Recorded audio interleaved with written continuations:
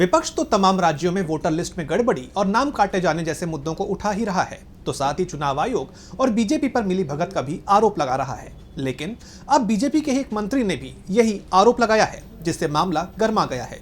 उन्होंने दावा किया है कि चुनाव के वक्त उनकी पार्टी के कई वोट काटे गए हैं।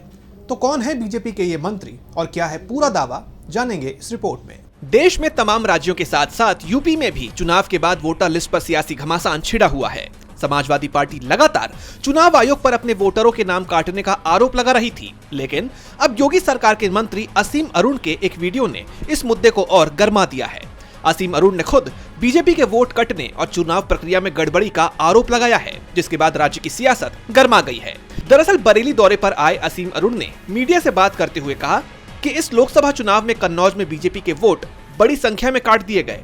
उन्होंने दावा किया कि हर बूथ पर 10-15 लोगों के वोट गलत तरीके से काटे गए थे।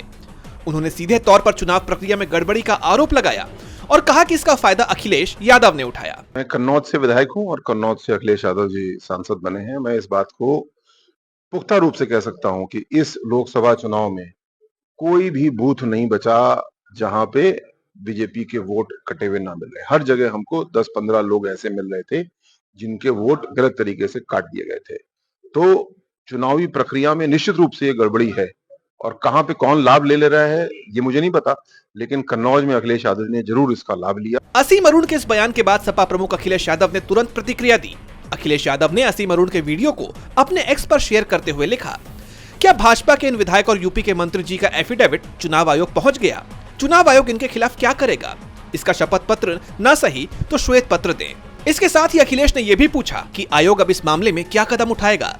दरअसल विपक्ष तो काफी वक्त से वोटर लिस्ट में धांधली और नाम काटे जाने जैसे आरोप लगा रहा था, लेकिन अब सत्ताधारी पार्टी के मंत्री का ऐसा बयान आना एक बड़ा सवाल खड़ा करता है कि क्या वाकई वोटर लिस्ट में हेरफेर मुमकिन है।